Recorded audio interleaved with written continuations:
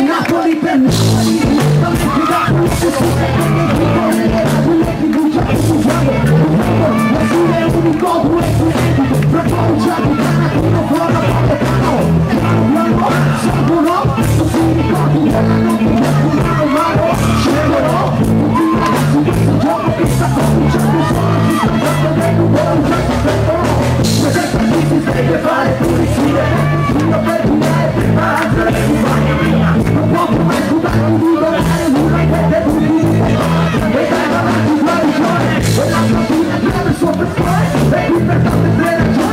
non puoi dare spiegazione, voglio donare proprio un tratto di tempo, giusto quando la mia